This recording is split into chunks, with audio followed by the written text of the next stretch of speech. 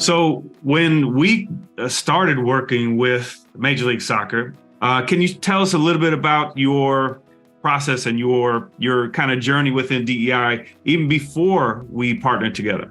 We like to say that we are a league of choice, right? A league of choice means we want the best players in the world to come choose to play at Major League Soccer. We also want the best talent off the pitch to come and work with Major League Soccer, whether that's in our C-suites or ticket sales or here in the league office. And we want the best coaches from around the world to view this as a league of choice. And choice matters, right? We make a choice with our time. We make a choice with our attention. We make a choice who we spend our money with, who we spend our time with.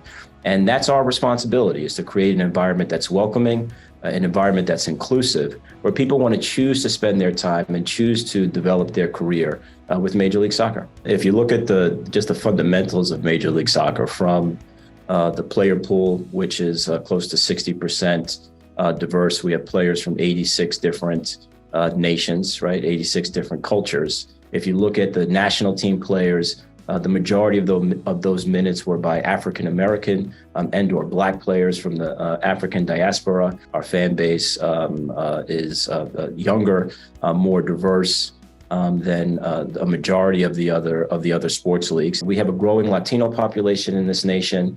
It's an opportunity for us to embrace that audience much more holistically. If you come into one of our stadiums, it's unlike any experience that you have in any other arena with our supporter groups. You have a mix of older people and younger people. Family is very family friendly, and it's at an affordable price point for folks. And so it's our obligation to lean into that and to understand who our customers are, who our fans are, the environments in which our players come from, so that we can catalyze all of that different energy, all of those different experiences, and try to create an environment where fans feel welcome, where players feel welcome. Inherent is that, and that is an opportunity for us to create an environment of inclusivity. When you were looking for a partner, what were you looking for at that stage of your journey? One was an organization that had extensive experience in the sports space. We looked at over 10 different organizations, interviewed several of them, and all qualified, all capable. But to walk into a club, to walk into an executive office, you have to understand some of the cultural resonance that's there in the industry. And the language is important. Understanding the dynamics of our industry is important. And Kaleidoscope Group has that. That was one factor. The other factor was how is the work approach? Is it approach from an academic, intellectual perspective, or is it approach from a humanity perspective? And for me personally, that was important, because we're in the business of making human connection. That can only come from a relationship model and not a transactional model. And I felt, and still feel, and do feel, that Kaleidoscope brings that to the table. Thinking about where Major League Soccer currently stands, how would you say the Kaleidoscope Group helped formulate your DEI strategy and move it forward? One, bringing in an outside perspective and understanding of where our culture was at a particular period of time. I also feel that Kaleidoscope Group are good listeners, right? That you don't come in with a pre-baked formula, that you come in, you really try to understand the culture, understand some of the different dynamics of flexibility and working with us as partners, which is very important. Because if you don't understand the culture, then we just trip up, we can't even get going. Why do you think having a sound plan for DEI and incorporating it is important for sports organizations specifically?